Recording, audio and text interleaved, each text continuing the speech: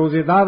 روزہ رکھ کے تکلیف اٹھا لیں، اور جو بہت کمزور ہوں، بیمار ہوں، ڈاکٹروں نے کہہ دیا ہو، دیندار ڈاکٹر نے کہ آپ کے لیے روزہ مضر ہے، تو وہ 2 سیر گندم کی قیمت اکٹھی دے دیں رمضان گزر جانے کے بعد،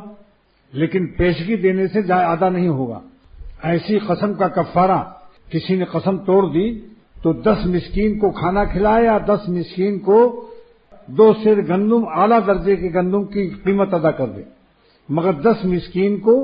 الگ الگ دے۔ اگر ایک مسکین کو دے گا تو ایک ہی دن کا کفارہ ادا ہوگا۔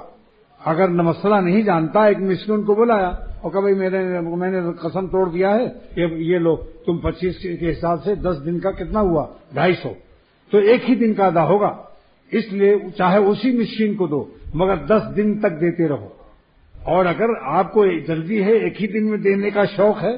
تو 10 مسکین کو تلاش کر لو، اور مسکین نہ ملتے ہو تو اختر سے دوستی کرو۔ ہمارے پاس مدرسہ موجود ہے،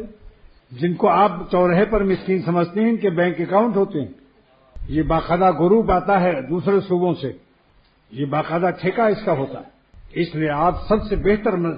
اپنے صدقات و خیرات مدارس میں دیجیے، ڈبل ثواب ملے گا، آپ کا ادا بھی واجب ہوگا اور صدقہ جاریہ بھی ہوگا۔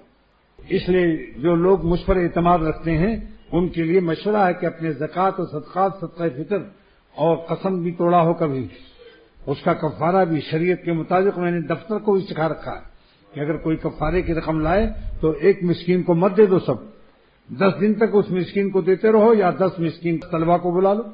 ورنہ اگر جوش میں دے دیا نادانی سے تو ایک دن کا ادا ہوگا، 9 دن کا قیامت کے دن مواخذہ ہوگا۔ وہاں یہ نہیں کہہ سکتے کہ ہم کو مسئلہ نہیں معلوم تھا، وہاں سوال ہوگا کہ مسئلہ پوچھا کیوں نہیں۔ کوئی روڈ پر موٹر نکالے اور ٹریفک پولیس چالان کر دے تو کیسا مجھے پتہ نہیں اس قانون کا، تو کہے گا روڈ پر کیوں موٹر نکالا، پہلے قانون سیکھو تب روڈ پر آؤ۔ اب روڈ پر آ گئے تو اخروٹ پیش کرو،